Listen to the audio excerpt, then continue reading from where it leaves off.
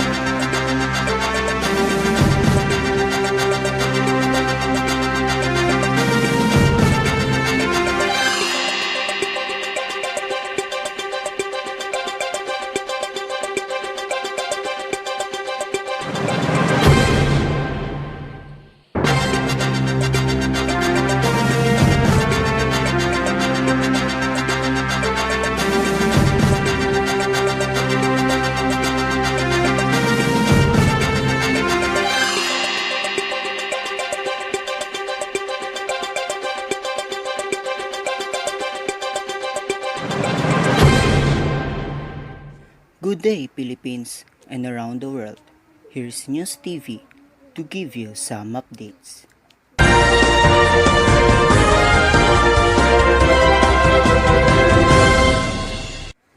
Typhoon Rolly are done with the country of Philippines. What are the consequences and struggles that comes to the people who affected by this typhoon? Here's Jurry and Diane to give you some updates. Typhoon Rolly, international name Goni, is the most powerful storm recorded worldwide this year. It first made landfall in the Philippines on November 2, hitting Bato, Catanduanes, Tiwi, Albay, San Narciso, Quezon, and Lobo, Batangas. Prior to its landfall, the government evacuated around 1 million residents in Bicol, saving countless lives, but Rolly severely damaged more than 10,000 houses in Catanduanes alone. Its strong winds and heavy rainfall also caused flash floods, mud flow, landslide, and storm surge. In the region, it also brought widespread power outage and damaged transmission lines. Before leaving the Philippines area of responsibility, Rolly also left damage in southern Luzon and in the south of Metro Manila. The government of the Philippines is leading the emergency response and has invited humanitarian actors to complete its ongoing activities. The United Nations country team is developing a humanitarian response plan, and the WFP is contributing to the operational delivery plan of the food security, nutrition, logistics, and emergency telecommunication clusters. Typhoon Rolly. This is going to be the worst year for most students who hit by Super Typhoon Rolly. Aside from their homes damaged, they also lost of their belongings such as printed modules and school supplies. The Department of Education reported that 226 schools were damaged, while 869 schools were used as evacuation centers for families displaced by Typhoon Rolly. The Typhoon Rolly killing at least 24 people, injuring 399, and displacing 130,266 people as of November 9, 2020, according to the National Disaster Risk Reduction and Management Council.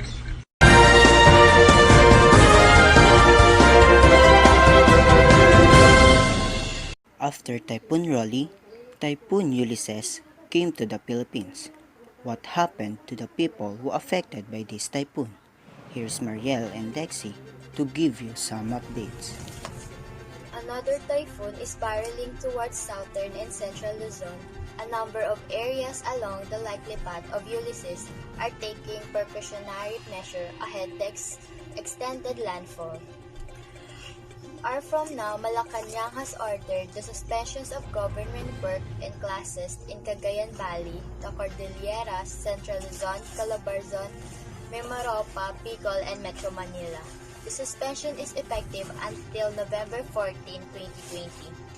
Ulysses is yet another setback from thousands of families still struggling to recover from Typhoon Roy, which has the world's strongest storm hit this year.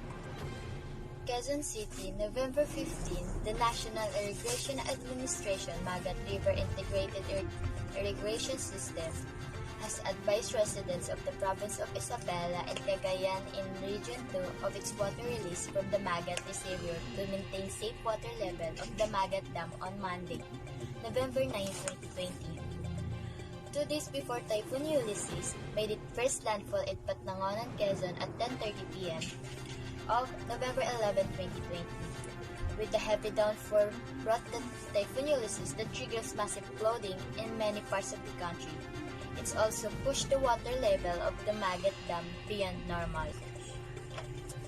National Irrigation Administration was forecasting the early warning dam operations updates that its reservoir water level is now at 192.15 meters, which is 0.85 meters, plus its spilling level of 193 meters above mean sea level as 6 a.m. today, November 15, 2020.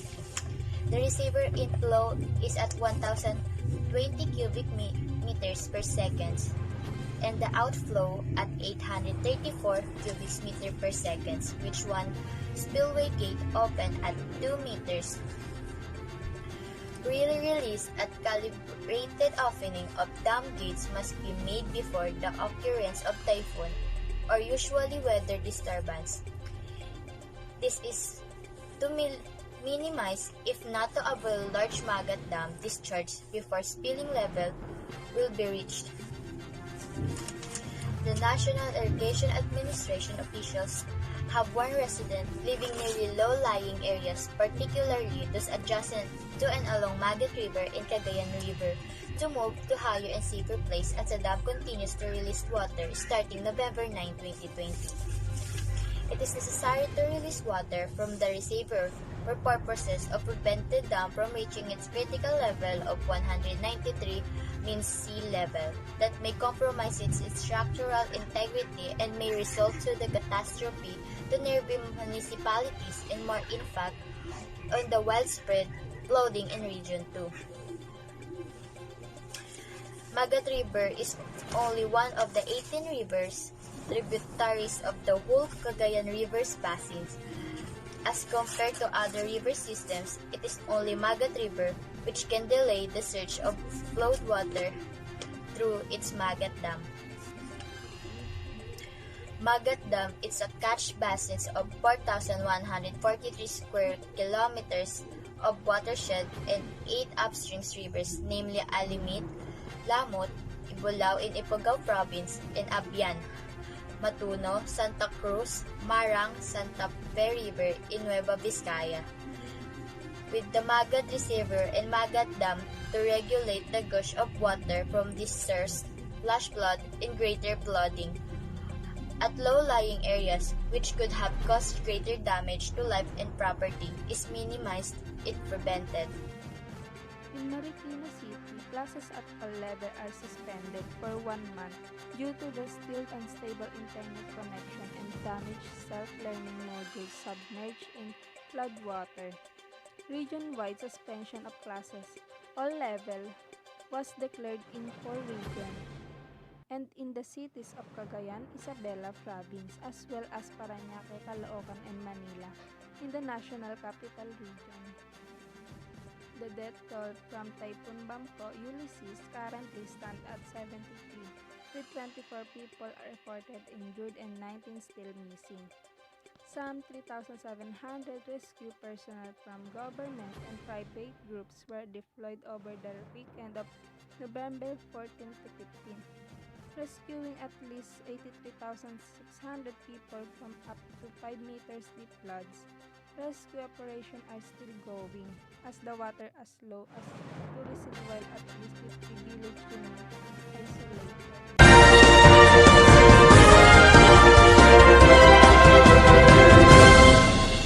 It's It's been 11 months since novel coronavirus, or what we call COVID-19, came to the Philippines and all over the world.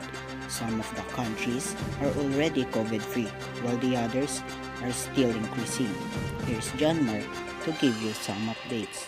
As of now, coronavirus disease or COVID-19 is an infectious disease caused by a newly discovered coronavirus. Most people infected with COVID-19 virus will experience mild to moderate respiratory illness and recover without requiring special treatment.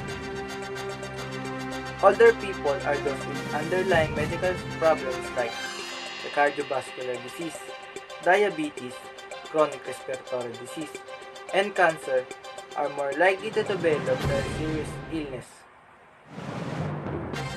In the Philippines, there are still cases of COVID-19. It has reached 410,097 cases and 29,474 are currently active here. The Philippine government is continuing to take action to increase the number of their cases and find the possible cure for it. A total of 374,666 were cured and 7,957 died. The government is still taking action to prevent the rise of COVID-19 cases. In the whole world, the America still has the highest number of COVID-19 cases, with an estimate of 11.4 million cases. Taken together, all the cases in the world will reach 55.6 million, and the number of those who recovered will be 35.8 million. The best way to prevent and slow down transmission is to be well informed about the COVID-19 virus. Protect yourself and others from infection by washing your hands or using an alcohol-based rub frequently and not touching your face. Here's the top 10 list countries that got a COVID-19 confirmed cases in the world. First is the USA, who get 13 million plus, India with 9 million plus, Brazil with 6 million plus, Russia and France with 2 million plus, with Spain, United Kingdom, Italy, Argentina, and Colombia with 1 million plus, while Philippines ranked number 27 as of December 1, 2020. As of November 28, 2020, Valenzuela City have released a total of 44,415 PCR test results through unlocalized targeted mass testing. Valenzuela has already 8,147 confirmed cases, 7,810 recovered, and 249 number of deaths. Besides, only 88 are active cases as of month of November. The local government always release the protocols that the Venezuelanos need to do.